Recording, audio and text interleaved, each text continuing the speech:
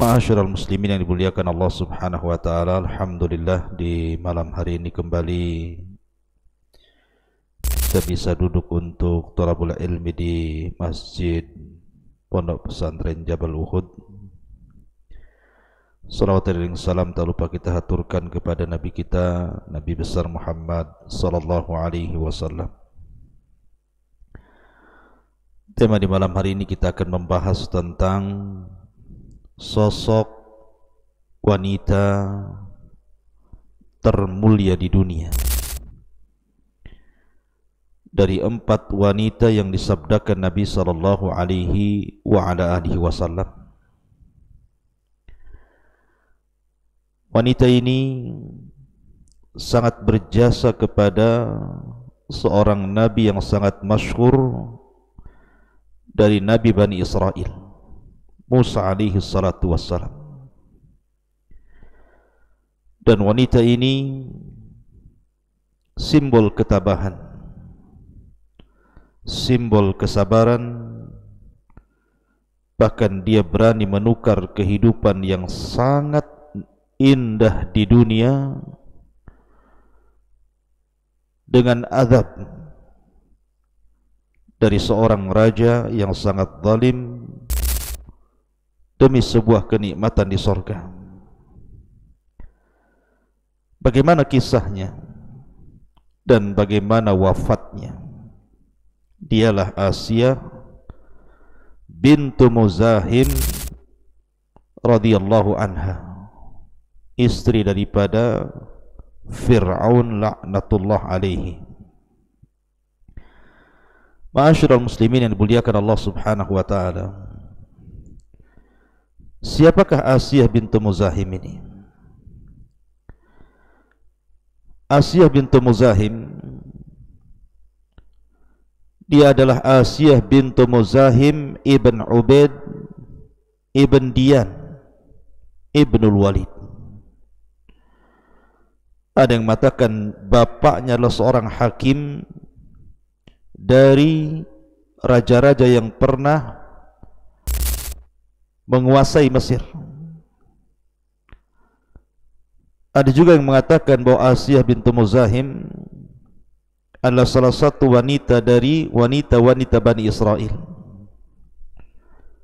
Bahkan Al-Imam As-Suhaili mengatakan bahwa Asiyah bintu Muzahim adalah bibi daripada Musa alaihi salatu wassalam.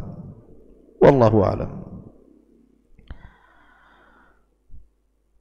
Dahulu Asiyah bintu Muzahim adalah istri daripada Qabus ibnu Mus'ab ibn Muawiyah, salah satu dari Fir'aun Mesir. Tapi setelah Qabus ibn Mus'ab ibn Muawiyah meninggal dunia, kemudian digantikan oleh saudaranya Al-Walid ibn Mus'ab yang menjadi Fir'aun Mesir, dan dia lebih jahat dibandingkan saudaranya, maka dia pun menikahi Asiyah bintu Muzahim, bekas istri daripada saudaranya. Ma'asyiral muslimin yang dimuliakan Allah Azza wa Jalla, ada yang mengatakan Asiyah bintu Muzahim tidak memiliki anak, artinya dia wanita akim, wanita yang mandul. Ada juga yang mengatakan bahwa dia adalah memiliki anak tetapi semuanya perempuan. Begitulah kisah Israiliyat. Baik, kita mulai kisah ini dari permulaan Asiyah bintu Muzahim mendapatkan tabut. Ada 3 riwayat yang disebutkan yang masyhur dalam kisah-kisah. Riwayat yang pertama, ketika terjadi gelombang yang sangat besar di laut tepian Mesir, kemudian menghanyutkan tabut yang isinya adalah bayi Nabi Musa alaihi salatu wassalam, sampai kemudian tabut itu tersandar di salah satu pohon di tepian dari laut yang mendekati istana Fir'aun. Maka salah satu pembantu daripada Asiyah bintu Muzahim mendapatkan tabut itu, maksudnya kotak yang berisi Musa kecil, dan disangkanya bahwa dalam kotak itu ada harta yang banyak. Maka kemudian dibawalah kotak itu, kemudian diberikan kepada Asiyah bintu Muzahim, zaujatu Fir'aun. Riwayat yang kedua, bahwa salah satu putri Fir'aun itu memiliki penyakit kulit baras dan sudah diobati ke sana kemari tetapi tidak kunjung sembuh. Kemudian salah satu peramal meramalkan bahwa tidak akan sembuh penyakitnya kecuali dioleskan dengan barang yang pertama kali dilepaskan di sungai Nil. Akhirnya kemudian ketika itu anaknya sedang jalan-jalan di tepian sungai itu, tiba-tiba mendapatkan kotak, dan kotak itu dibawa kepada ibundanya Asiyah bintu Muzahim. Kemudian riwayat yang ketiga, di suatu ketika Fir'aun ini sedang duduk-duduk bersama Asiyah bintu Muzahim menghadap sungai Nil. Tiba-tiba dari kejauhan hanyutlah kotak yang kemudian mendekati istana. Kemudian Fir'aun pun memerintahkan para tentaranya untuk mengambil kotak itu. Lalu bagaimana dengan cerita kotak ini? Maka ketika kemudian kotak itu sudah di hadapan Asiyah bintu Muzahim dan juga di hadapan Fir'aun laknatullah alaihi, dibukalah kotak itu. Rupanya isinya adalah bayi. Maka Fir'aun memperhatikan bayi itu dan dia melihat bahwa mukanya mirip dengan muka-muka Bani Israel dan tidak sama dengan muka-muka kaum Tib di kaumnya. Maka dia pun kemudian hendak menyembelih bayi itu. Akan tetapi Asiyah bintu Muzahim, yang Allah subhanahu wa ta'ala sudah masukkan ke dalam hatinya perasaan sayang, sebagaimana Allah subhanahu wa ta'ala berfirman, anikdi fihi fit tabuti faqdi fihi fil yammi falyulqihi al yammu bis sahili ya'khudhu aduwwun li wa aduwwun lahu wa alqaitu alayka mahabbatan minni walitusna ala aini, yaitu letakkanlah dia Musa dalam peti, kemudian hanyutkanlah dia ke sungai Nil, maka biarkanlah arus sungai itu membawanya ke tepian. Dia akan diambil oleh Fir'aun musuhku dan musuhnya. Aku telah melimpahkan kepadamu kasih sayang yang datang dariku, dan agar engkau diasuh di bawah pengawasanku. Kalimat wa alqaitu alaika mahabbatan minni, aku telah melimpahkan kepadamu kasih sayang yang datang dariku, kata Allah. Artinya Allah subhanahu wa ta'ala menanamkan kepada hati Asiyah bintu Muzahim ketika melihat bayi Musa yang sangat tampan, putih dan sangat indah sekali, maka tertanam rasa kasih sayangnya. Makanya ketika kemudian Fir'aun hendak menyembelihnya karena dia melihat bahwa wajahnya ada kemiripan dengan wajah Bani Israel, maka Allah subhanahu wa ta'ala hikayatkan perkataan Asiyah bintu Muzahim, wa qalatim ra'atu fir'auna qurratu aynin li walak la taqtuluhu asa an yanfa'ana aw nattakhidahu walada wa hum la yash'urun. Dan berkatalah Asiyah bintu Muzahim, mudah-mudahan bayi ini akan menjadi penyejuk mataku dan penyejuk matamu. Jangan kau bunuh dia. Boleh jadi dia nanti akan bermanfaat bagi kita, atau kita jadikan dia anak angkat kita. Dan Allah mengatakan wahum la yash'urun, dan mereka tidak sadar, Fir'aun tidak sadar bahwa bayi yang selama ini dicari-cari, yang kemudian diramalkan akan menumbangkan kekuasaannya sehingga sudah banyak bayi dibantainya, rupanya bayi itu ada di hadapannya. Mereka tidak sadar bahwa yang dimaksud bayi dalam ramalan para dukun adalah dia. Itulah kuasa Allah subhanahu wa ta'ala. Dan inilah salah satu jasa terbesar Asiyah bintu Muzahim menyelamatkan nyawa Nabi Musa alaihi salatu wassalam, dan kecerdasannya. Ketika Asia mengatakan qurratu ainin liwalak, biarkan dia hidup, boleh jadi dia akan menjadi penyejuk mata kita dan dirimu, kata Fir'aun, qurratu ainin lak walaysa li, ya boleh jadi menyejukkan matamu tetapi tidak untukku. Ma'asyiral muslimin yang dimuliakan Allah Azza wa Jalla, akhirnya Fir'aun pun lembut hatinya. Setelah dirayu oleh Asia bintu Muzahim untuk tidak membunuh Musa, maka Musa pun akhirnya diangkat menjadi anak angkat di istana yang sangat megah, di istana Mesir, dan diasuh oleh Ratu Mesir Asia bintu Muzahim. Ketika Nabi Musa alaihi salatu wassalam kecil, kemudian diberikan minum air susu, maka dia menolak. Setiap wanita yang mengeluarkan air susunya, Nabi Musa menolaknya. Sampai pada waktunya, karena Asia takut Musa kecil ini mati karena belum dikasih makan, belum dikasih minum susu, akhirnya dia buat semacam sayembara. Siapa yang air susu seorang wanita mau diminum oleh Musa alaihi salatu wassalam, bayi ini, maka aku akan berikan sekian dan sekian dari harta yang kusediakan. Lah ketika itu saudari Nabi Musa berusaha untuk mencari tabut yang lepas di ikatannya itu, sampailah ke istana Firaun. Ketika melihat bayi itu, dia tahu itu adalah adiknya. Makanya Allah Subhanahu wa taala mengatakan, wa harramna 'alaihil maradi'a min qablu faqalat hal adullukum ala ahli baiti yakfulunahu lakum wa hum lahu nasihun.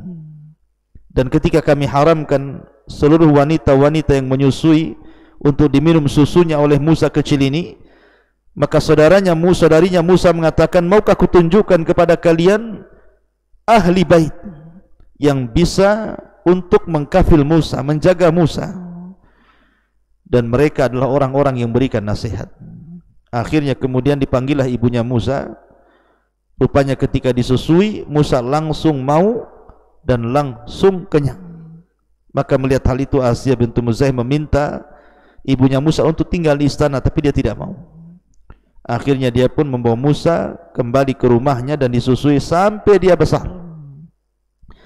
Setelah kemudian lepas dari susuannya, maka Asia bintu Muzahim hendak mengambil Musa kecil, dan dia meminta kepada seluruh dayang-dayang istana, para pejabat istana, untuk menyambut kehadiran Musa dengan berbagai hadiah. Maka ketika datang saja Musa di istana, maka semua datang dengan hadiah untuk Musa alaihi salatu wassalam kecil kala itu. Ma'asyiral muslimin yang dimuliakan Allah Azza wa Jalla. Kemudian juga ada kisah ketika Fir'aun ini menggendong Musa kecil. Tiba-tiba kemudian dia menjambak janggut Fir'aun sampai hampir tersungkur Fir'aun karena kuatnya jambakan itu. Fir'aun marah. Kemudian dia terbayang, jangan-jangan bayi ini yang diramalkan para peramal itu. Kemudian dia hampir-hampir membunuhnya. Maka Asia bintu Muzahim kemudian merayu kembali agar tidak boleh membunuh bayi itu. Bayi itu datang membawa berkah. Kemudian Asia menawarkan, bagaimana kalau seandainya kita uji bayi ini dengan cara meletakkan satu tamr dan satu jamrah, satu kurma dan satu jamrah, bara api. Kalau memang dia berakal, tentu dia akan mengambil kurma, dan kalau dia sampai mengambil kurma, tentu Fir'aun akan membunuhnya. Ketika kemudian diletakkan kurma dan jamrah tadi, maka ketika Musa hendak mengambil kurma, oleh malaikat Jibril kemudian tangannya dialihkan ke bara api, kemudian dimakannya bara api itu. Maka sebab itulah pelatnya Nabi Musa alaihi salatu wassalam, karena ketika kecil dia memakan bara api. Makanya ketika dia sudah menjadi nabi, datang kepada Fir'aun, maka dia berdoa kepada Allah Subhanahu wa taala, Rabbi shrah li sadri wa yassir li amri wahlul 'uqdah min lisani yafqahu qawli. Lepaskanlah ikatan dari lisanku supaya mereka paham dengan bahasaku. Ma'asyiral muslimin yang dimuliakan Allah Azza wa Jalla, intinya bahwa ini kali kedua Asia bintu Muzahim berjasa kepada Musa. Dia menyelamatkan dua kali nyawa Nabi Musa kecil alaihi salatu wassalam. Maka Musa pun kemudian tumbuh menjadi orang dewasa, sampai kemudian ada peristiwa pembunuhan. Dia pun lari dari Mesir ke Madian, kemudian mendapatkan jodohnya di Madian. Singkat cerita, dia diangkat menjadi Nabi dan Rasul, bahkan satu di antara 5 ulul azmi minar rusul.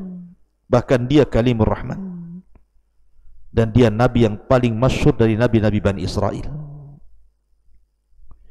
Ma'asyiral muslimin yang dimuliakan Allah Azza wa Jalla, ketika Nabi Musa kemudian sudah menjadi Nabi, kemudian dia menampakkan mukjizatnya di hadapan Fir'aun, mengajak Fir'aun kepada tauhid dan melarang dia untuk mengaku dirinya Tuhan atau menyembah berhala-berhala yang lainnya. Fir'aun marah, kemudian mengungkit jasa-jasanya. Ada yang mengatakan ketika Nabi Musa alaihi salatu wassalam, dia memperlihatkan mukjizatnya berupa tongkat menjadi ular. Disinilah Asia bintu Muzahim kemudian beriman kepada agama Musa, dan dia sembunyikan keimanannya. Begitu juga beberapa keluarga Fir'aun masuk ke agama Musa dan menyembunyikan keimanannya, termasuk juga Masyitah, tukang sisir. Anak-anak putri Fir'aun juga masuk Islam dan menyembunyikan keislamannya. Karena kalau seandainya menampakkan keislamannya, maka mereka dapat risiko besar dari Fir'aun Mesir ini. Bagaimana tidak? Dia yang mengatakan bahwa ana rabbukumul a'la, saya Rabb kalian yang paling tinggi. A'ilahun ghairi, apakah ada Tuhan selainku? Tidak mungkin orang berani kemudian mengatakan di sana ada Tuhan selain daripada Fir'aun, kecuali harus menyembunyikan keimanannya. Tetapi iman itu harus tampak. Ketika Asia bintu Muzahim berusaha untuk menyembunyikan keimanannya, rupanya Allah Subhanahu wa taala takdirkan dari jalan Masyitah, salah satu tukang sisir daripada putri-putri Fir'aun ini, ketika menyisiri putri-putri Fir'aun, tiba-tiba sisirnya jatuh. Kemudian dia ambil dan membaca bismillah dengan menyebut nama Allah. Kata putrinya Fir'aun, adakah Tuhan selain bapakku? Maka Asia bintu Muzahim, ya ada, dialah Allah, Tuhanku, Tuhanmu dan Tuhan bapakmu. Maka putri Fir'aun ini marah, kemudian saya akan laporkan perkataanmu kepada ayahku. Maka dilaporkanlah kemudian perkataan Masyitah ini kepada Fir'aun. Faghadiba Fir'aun, Fir'aun pun marah. Akhirnya kemudian Fir'aun pun menyiksa Masyitah untuk mengakui dirinya Tuhan dan mengingkari ketuhanan Allah Subhanahu wa taala. Tapi Masyitah adalah orang yang kuat imannya. Kalau iman sudah menghujam dalam hatinya, maka kematian pun siap dihadapinya. Akhirnya Fir'aun pun sebagai pelajaran bagi orang yang murtad dari sesembahan kepada dirinya, dia menyediakan penggorengan yang sangat besar dan minyak yang sangat banyak. Kemudian Masyitah pun dimasukkan ke dalam penggorengan itu dan anak bayinya serta anak-anak yang lainnya, sehingga satu keluarga Masyitah mati syahid karena memperjuangkan agama Allah Subhanahu wa taala. Ketika mendengar Fir'aun menyiksa Masyitah inilah, maka Asia bintu Muzahim marah besar kepada Fir'aun ini. Bagaimana tidak? Bagaimana Fir'aun bisa membakar Masyitah, menggoreng Masyitah hidup-hidup, sementara Masyitah adalah saudari dia seiman, saudari dia karena Allah Subhanahu wa ta'ala. Makanya kemudian dia datang menemui Fir'aun, kemudian dia mengatakan, al-wailu lak ma ajra'aka ala Allah. Celaka engkau wahai Fir'aun, celaka engkau wahai suamiku, alangkah beraninya dirimu kepada Allah Subhanahu wa ta'ala. Tiba-tiba kemudian Fir'aun mendengar bahwa istrinya menyebut nama Allah, persis seperti yang dikatakan Masyitah. Maka Fir'aun pun marah, kemudian meminta kepada Masyitah untuk kepada Asia bintu Muzahim untuk menarik kata-katanya. Tetapi dia tidak mau, dan dia mengatakan, amma an akfura billah fala wallah, adapun kalau aku harus kufur kepada Allah, saya tidak akan mau. Maka kemudian Fir'aun pun semakin marah, kemudian mengumpulkan orang-orang Mesir, meminta pendapat mereka tentang Asia bintu Muzahim. Maka kumpullah para pejabat Mesir. Kemudian di ruangan sidang kata Fir'aun, bagaimana pendapat kalian ma ta'lamuna min Asiyah bintu Muzahim? Apa yang kalian tahu tentang Asiyah bintu Muzahim? Maka orang-orang Mesir pun, para pejabatnya, memuji Asiyah bintu Muzahim. Tiba-tiba Fir'aun mengatakan, innaha ta'budu rabban ghairi. Tapi ingat, kalian boleh memuji dia, tapi dia sudah menyembah Tuhan selain diriku. Maka orang-orang mengatakan, idan uqtulha, kalau gitu bunuh dia. Maka ketika sepakat dalam ruangan itu bahwa mereka meminta agar Masitah dibunuh karena tidak mengakui ketuhanan Fir'aun, maka Masitah pun kemudian diikat, kemudian dibawa ke padang pasir, kemudian diikat di batu dengan terik matahari yang luar biasa, kemudian ditinggalkan. Fir'aun ini berprasangka bahwa pasti Asiyah ini akan kembali menyembah dirinya, tapi dia salah. Keimanan Asiyah begitu menghujam dalam hatinya, begitu kuat, bak gunung yang sangat kokoh sekali. Dia tidak bergeming sama sekali. Bahkan dalam riwayat, Musa alaihi salatu wassalam kemudian datang kepada Asiyah bintu Muzahim. Dipegangnya kemudian tangannya, kemudian dibisikkan bahwa Allah subhanahu wa ta'ala tidak mungkin menimpakan rasa sakit kepadamu. Maka Masitah Asiyah bintu Muzahim pun selama disiksa oleh Fir'aun, dia tidak merasakan sakit. Dia hanya tersenyum, dia hanya tertawa. Maka Fir'aun pun semakin gila ketika melihat istrinya. Bahkan dia mengatakan, lihat, kata Fir'aun, aku sudah mengadab dia, aku sudah menyiksa dia, tapi dia malah tertawa. Ma'asyiral muslimin yang dimuliakan Allah subhanahu wa ta'ala, sampai pada waktunya akhirnya Fir'aun pun terus memaksa Asiyah bintu Muzahim untuk murtad kembali, tetapi dia tidak mau. Berakhir dengan keputusan bahwa Fir'aun pun harus membunuh Asiyah bintu Muzahim. Ketika Asiyah bintu Muzahim hendak dibunuh oleh Fir'aun, maka Asiyah pun kemudian berdoa kepada Allah subhanahu wa ta'ala untuk dibangunkan baginya satu istana di sorga. Dan doanya dicantumkan dalam Al-Quran surat Tahrim, wa dharaballahu mathalan lilladzina amanu imra'ata fir'auna idh qalat rabbi ibni li 'indaka baitan fil jannah wa najjini min fir'auna wa 'amali wa najjini minal qaumidz zalimin. Dan Allah sudah membuat permisalan terhadap orang-orang yang beriman dengan seorang istri Fir'aun, Asiyah bintu Muzahim, ketika dia berdoa kepada Allah saat menjelang kematiannya, Rabbi ibni indaka baitan fil jannah, ya Rabb, bangunkan untukku di sisimu sebuah istana di sorga, selamatkan aku dari Fir'aun dan amalannya, dan selamatkan aku dari kaum yang zalim.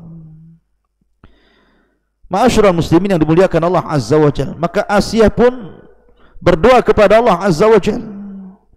Ketika itu Musa memerintahkan Asiyah untuk melihat ke langit. Maka ketika dia melihat dan memandang ke langit, sebagaimana riwayat Abdullah ibn Abbas radhiyallahu anhuma, maka Asiyah pun kemudian melihat istana yang langsung dibuatkan oleh Allah azza wa jalla. Dia bisa melihat istana yang kelak akan ditempatinya di sorga. Dari situlah kemudian dia pun tersenyum dan tertawa. Ketika Fir'aun melihat detik-detik wafatnya Asiyah tersenyum dan tertawa, Fir'aun mengatakan, ungduru ilal junun alladhi biha tadhaku wa hiya fil azab. Lihat wanita itu, gilanya semakin jadi, dia tertawa sementara dia sedang diazab. Maka kemudian Asiyah bintu Muzahim pun setelah diperlihatkan oleh Allah azza wa jalla istananya di sorga, maka dia pun menghembuskan nyawa terakhir beliau. radhiyallahu anha. Ma'asyiral muslimin yang dimuliakan Allah Subhanahu wa taala. Dari sinilah kenapa Asiyah dikatakan oleh Nabi sallallahu alaihi wasallam afdhalun nisa'i ahlil jannah, seutama-utama wanita dari penduduk surga.